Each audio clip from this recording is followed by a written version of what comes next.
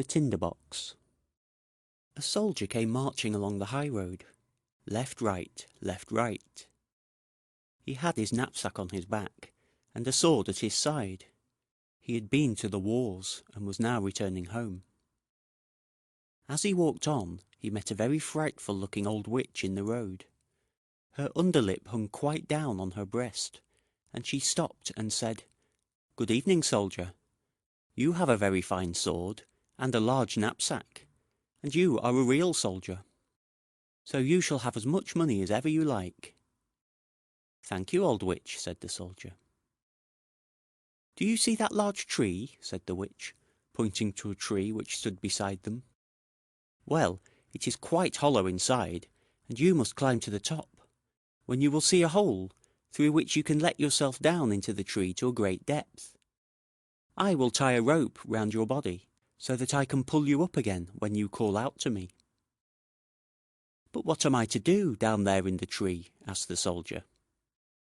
"Get money," she replied, "for you must know that when you reach the ground under the tree, you will find yourself in a large hall, lighted up by 300 lamps.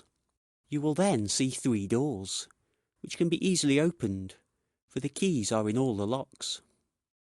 On entering the first of the chambers, to which these doors lead, you will see a large chest standing in the middle of the floor, and upon it a dog seated, with a pair of eyes as large as teacups. But you need not be at all afraid of him.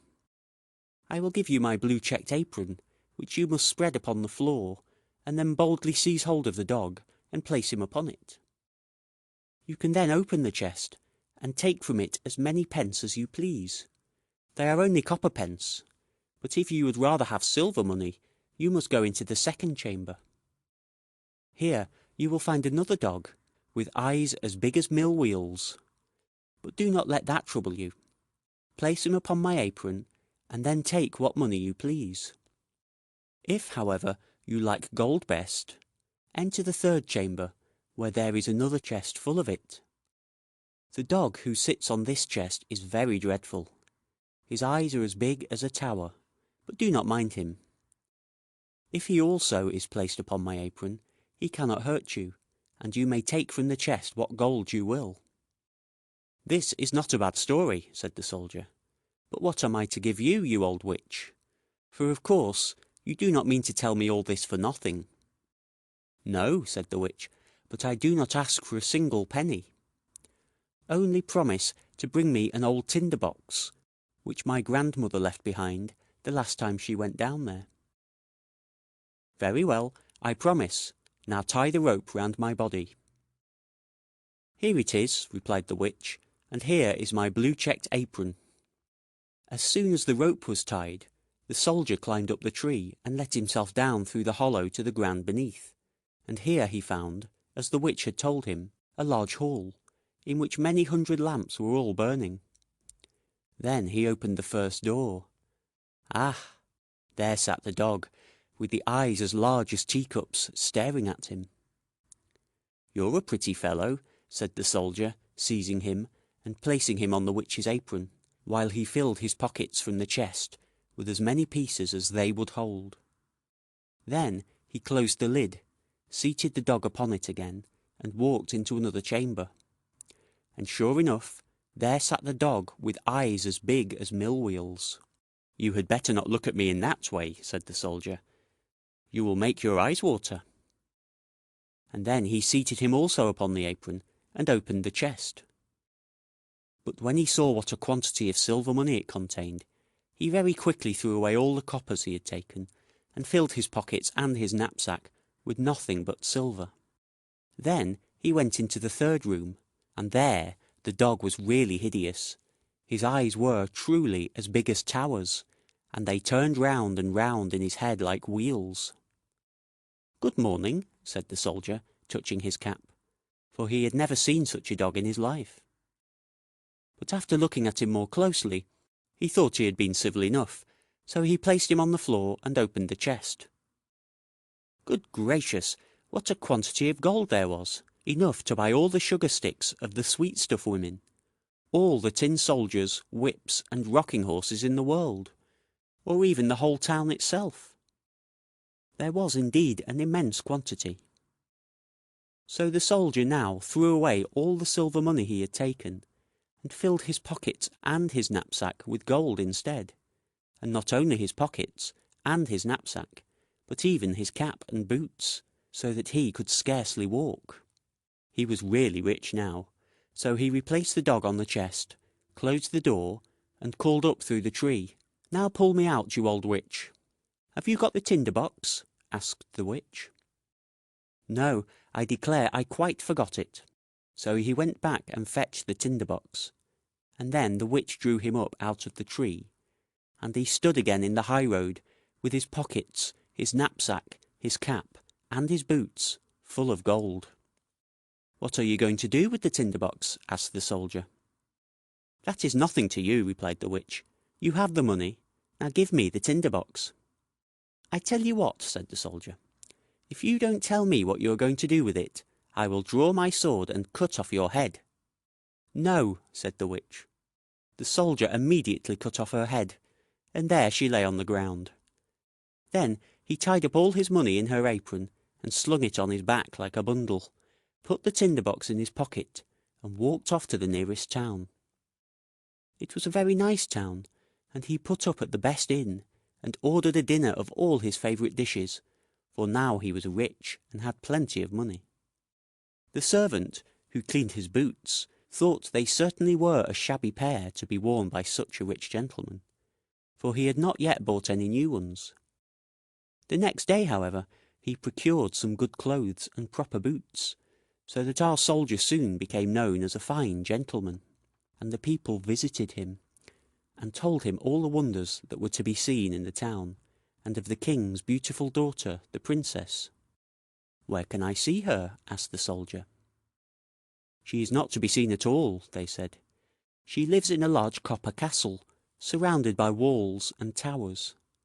No one but the king himself can pass in or out, for there has been a prophecy that she will marry a common soldier, and the king cannot bear to think of such a marriage." "I should like very much to see her," thought the soldier, but he could not obtain permission to do so. However, he passed a very pleasant time, went to the theatre, drove in the king's garden, and gave a great deal of money to the poor, which was very good of him. He remembered what it had been in olden times to be without a shilling. Now he was rich, had fine clothes, and many friends, who all declared he was a fine fellow and a real gentleman, and all this gratified him exceedingly. But his money would not last for ever, and as he spent and gave away a great deal daily, and received none, he found himself at last with only 2 shillings left.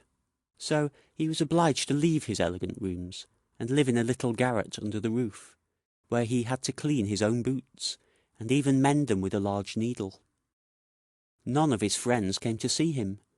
There were too many stairs to mount up. One dark evening he had not even a penny to buy a candle. Then, all at once, he remembered that there was a piece of candle stuck in the tinderbox, which he had brought from the old tree, into which the witch had helped him. He found the tinderbox, but no sooner had he struck a few sparks from the flint and steel, than the door flew open, and the dog with eyes as big as teacups, whom he had seen while down in the tree, stood before him and said, "What orders, master?" "Hello," said the soldier. "Well, this is a pleasant tinderbox, if it brings me all I wish for." "Bring me some money," said he to the dog. He was gone in a moment, and presently returned, carrying a large bag of coppers in his mouth. The soldier very soon discovered after this the value of the tinderbox.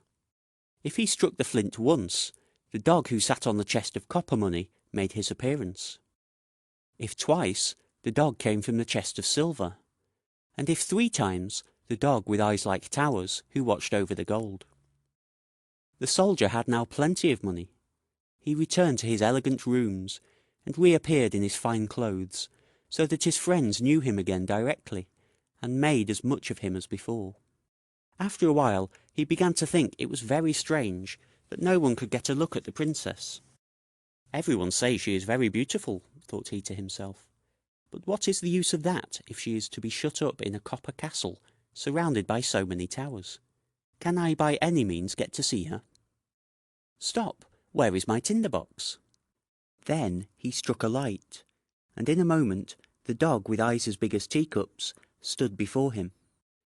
"It is midnight," said the soldier, "yet I should very much like to see the princess, if only for a moment." The dog disappeared instantly, and before the soldier could even look round, he returned with the princess.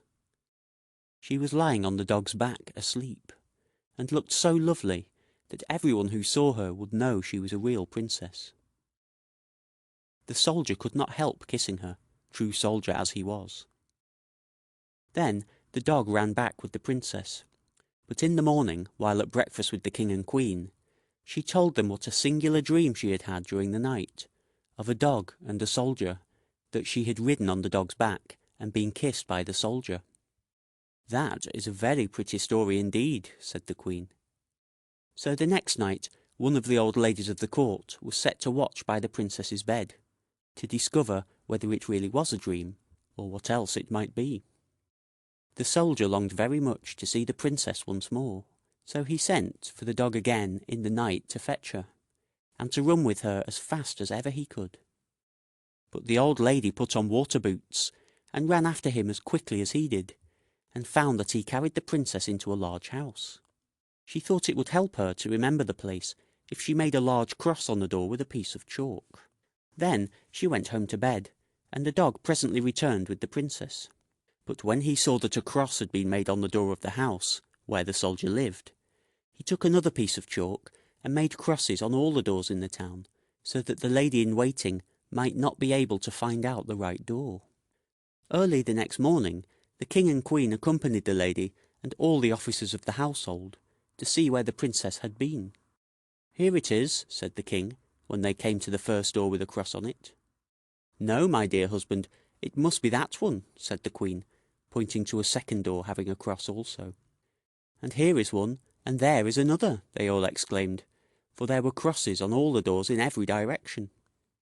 So they felt it would be useless to search any farther. But the queen was a very clever woman. She could do a great deal more than merely ride in a carriage. She took her large gold scissors, cut a piece of silk into squares, and made a neat little bag. This bag she filled with buckwheat flour, and tied it round the princess's neck, and then she cut a small hole in the bag, so that the flour might be scattered on the ground as the princess went along. During the night the dog came again, and carried the princess on his back, and ran with her to the soldier, who loved her very much, and wished that he had been a prince, so that he might have her for a wife. The dog did not observe how the flour ran out of the bag all the way from the castle wall to the soldier's house, and even up to the window where he had climbed with the princess. Therefore, in the morning, the king and queen found out where their daughter had been, and the soldier was taken up and put in prison. Oh, how dark and disagreeable it was as he sat there, and the people said to him, "Tomorrow you will be hanged." It was not very pleasant news, and besides, he had left the tinderbox at the inn. In the morning he could see through the iron grating of the little window how the people were hastening out of the town to see him hanged. He heard the drums beating, and saw the soldiers marching. Everyone ran out to look at them, and a shoemaker's boy, with a leather apron and slippers on, galloped by so fast that one of his slippers flew off and struck against the wall where the soldier sat looking through the iron grating.